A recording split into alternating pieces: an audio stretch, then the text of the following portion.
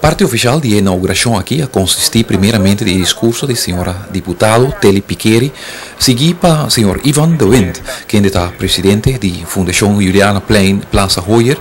senhor engenheiro Hubert Lopes como gerência de Codela e também presidente comissário de Codela, senhor Abel Arindel. Não somente é Plein aqui tem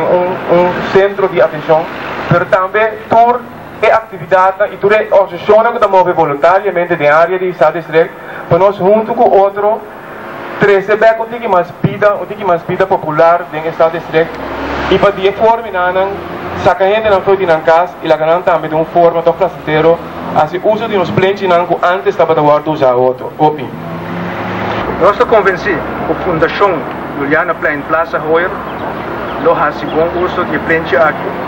já que esse queda demonstrar de ano que está terminando para o que está Juliana Plein. Nós esperamos igualmente o exemplo que o poder da Duna para tratar na 13 junto com a organização que também está pensando em direção a mais boniteza na certa esquina na Nicossau, certa parte na Nicossau, que está aqui por ganhar também reflejo real se que outra organização e pessoa não pode desejar para mirar mais tipo de atividade aqui assim de Nicossau.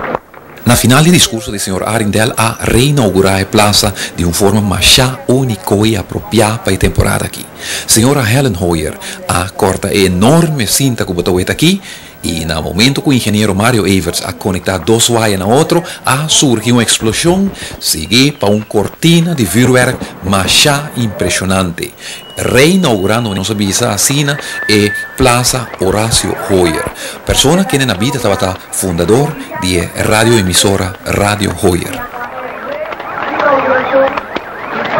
Assim está, se está um pouco calor em casa e você também visitar bem sinta um rato, ribeplente aqui com um pouco de aire fresco e a la vez desfrutar de luz e música de temporada.